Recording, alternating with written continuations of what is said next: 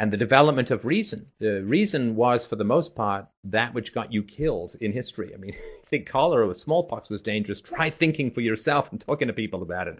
You know, we only now have a society where if you speak truth to power, if you bring reason to the masses, now you get hate sites, you get slander, you get negative articles about you, but you're not actually killed. You're not actually dragged off to prison, unless you're a kid, in which case you're usually drugged. But now we've advanced to the point where society won't kill the truth teller. I mean, they'll still hate him, but they won't actually kill them. And they won't, give Socrates the hemlock and all that. And that's, this is significant progress. I mean, it's slow and bitter and difficult and dangerous, but it is significant progress. And from here, we're in the position now where we can begin to have a conversation with humanity about the future without fear of death. And that, I think, is a huge step forward. And from here, given the technology we have, it can be incredibly rapid. But people were just too traumatized. And you can go to psychohistory.com and read more about this sort of stuff. But in primitive societies, I mean, children were so traumatized. I mean, they regularly saw other children killed. They were raped. They were beaten within an inch of their life. They were sacrificed to the gods.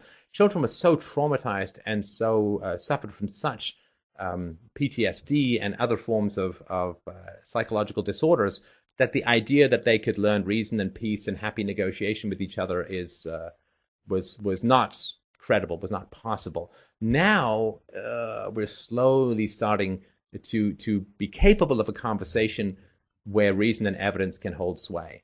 And that gives me great hope. It's been a long time coming, but really we can go very far from here, because once we have a voice, the most consistent principle will usually tend to win, absent the reaction of violence from those around us. All right, our next question is the famous button question posed by Leonard Read and then continued by Murray Rothbard.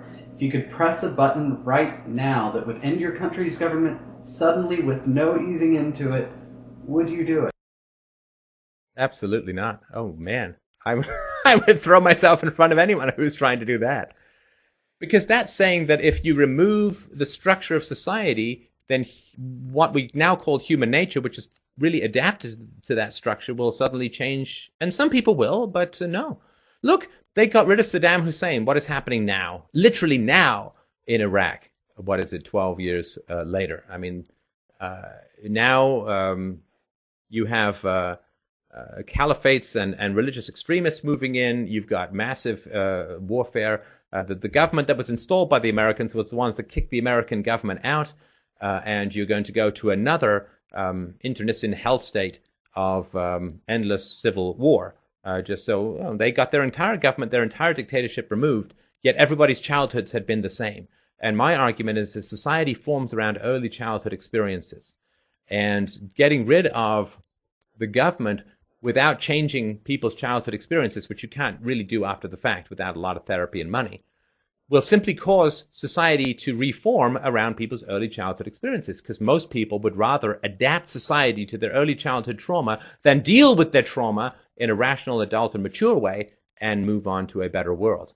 And so if you push the button to get rid of the state, you would have power-hungry warmongers, you would have sophists, you would have all of the evils and ills and manipulators of mankind immediately scrabbling to recreate that power. You'd have fearmongers. The media would create every terrifying story and promote every possible ill that you could even remotely associate with freedom, and they would scare the living hell out of people, and people would then immediately go back to trying to find some ruler, because people have not been raised to be independent.